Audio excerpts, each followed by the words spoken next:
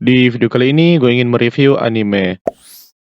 Sebuah anime isekai dengan premis yang unik dan absurd yang cukup menarik dan membuat gue menonton anime ini. Tapi check this out.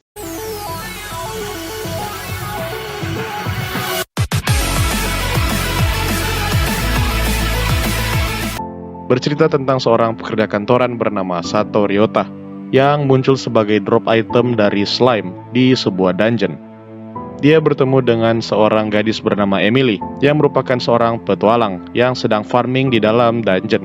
Dia muncul di dunia di mana segala sesuatu berasal dari drop monster seperti wortel, toge, peluru, dan lainnya. Semuanya berasal dari drop monster. Dunianya juga memiliki sistem seperti game, di mana setiap orang memiliki level dan skill layaknya di dalam game.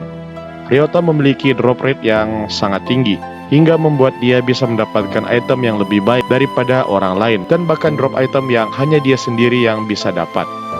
Ini adalah cerita yang cukup menarik, apalagi dengan sinopsisnya yang cukup absurd dan unik. Tapi setelah menonton semua episodenya, gue merasa kalau anime ini memang memiliki premis yang unik. Namun pengembangan ceritanya tidak sebagus premisnya, dan menurut gue, ini benar-benar sia-sia. Premisnya udah bagus, tapi pengembangannya nggak terlalu bagus dan benar-benar mengandalkan premisnya dari awal sebagai daya tariknya. Jadinya ceritanya hanya berputar di sekitaran situ saja. Contohnya kayak world buildingnya yang menarik. Namun rasanya benar-benar tidak ada sesuatu yang benar-benar menarik setelah menonton animenya. Kita tidak benar-benar diperlihatkan dengan semenarik apa dunianya, dan bahkan ceritanya hanya berputar di sekitaran situ saja. Kita memang diperlihatkan karakter lain, namun fokus utamanya hanya pada karakter utamanya saja dan beberapa karakter lainnya yang tidak terlalu mengeksplor dunia dari anime ini. Ya, karakter lainnya sih ya bagus-bagus aja gitu, tapi ya agak sayang aja gitu kalau world-nya itu nggak terlalu dieksplor. Apalagi dengan premis yang unik, di mana segala sesuatu berasal dari drop monster.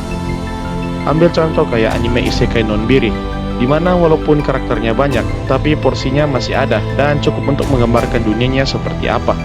Sama-sama santai, tapi beda eksekusi, jadinya beda jauh. Karakter Ryota adalah pekerja kantoran yang kesepian dan setelah di dunia itu, dia tidak lagi sendirian dan bahkan dikelilingi oleh banyak waifu. Seorang pekerja keras yang mendapatkan hadiah berupa dikirim ke isekai dengan kemampuan yang unik.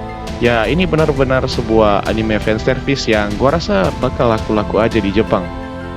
Ya, anime ini menawarkan sebuah cerita yang santai dan menceritakan tentang orang yang kesepian yang mendapatkan keluarga baru di dunia lain, yang dimana dia tidak perlu lagi menerima tekanan dari atasannya, tidak perlu bekerja lembur kayak di bumi dan lainnya. Ya, menurut gua sih ini another isekai template musiman aja sih. Kepribadian Ryota sama seperti karakter isekai pada umumnya, di mana hal ini membuat karakter ini mudah untuk dilupakan karena terlalu biasa dan tidak ada keunikan yang membuat diferensiasi. Ini bakal jadi anime yang premisnya kalian ingat, tapi karakternya enggak, ceritanya enggak. Ya, benar-benar premis doang sih, jualan premis lah. Anime ini cocok untuk yang suka anime santai dan gak peduli dengan detail seperti ceritanya yang kurang dan animasinya yang standar isekai musiman lah. Oh ya, mungkin orang yang sibuk dan selalu pulang dengan kecapean mungkin akan suka dengan anime ini yang isinya fanservice yang wholesome yang bisa memenuhi hasrat untuk lepas dari dunia nyata untuk sesaat. Ya, untuk animasinya sih kalian tahu lah. Pas-pasan namun cenderung jelek di mata gua. CGI skeletonnya jelek, tapi nggak sejelek CGI Overlord Season 3 lah. Animasi actionnya harus gue bilang jelek dan mengganggu. Jadinya gue nggak masalah kalau anime ini mengurangi actionnya sampai jadi anime slice of life dengan sedikit action. Actionnya mungkin lebih ke seadanya saja lah, yang penting ada lah. Ini kan anime fantasi ya, entah kenapa gue kurang dapat kesan fantasinya.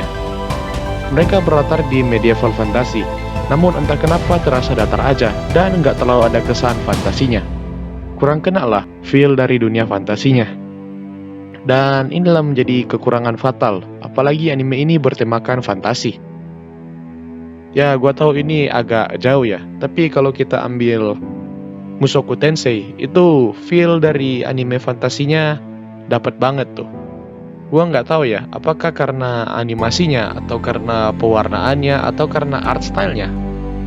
Ya, mungkin bisa ketiga-tiganya lah, gue juga kurang paham. Ini adalah anime yang penting ada dan nggak dikerjain dengan serius, jadinya hasilnya kayak gini nih. Dari ceritanya mengecewakan, animasinya pula kayak gitu. Studio yang menggarapnya adalah Maho Film. Salah satu anime buatan mereka adalah Uchi no Ko.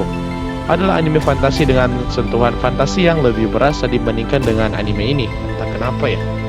Apa mungkin karena anime itu beda tim ya yang ngerjainnya, jadinya hasilnya beda?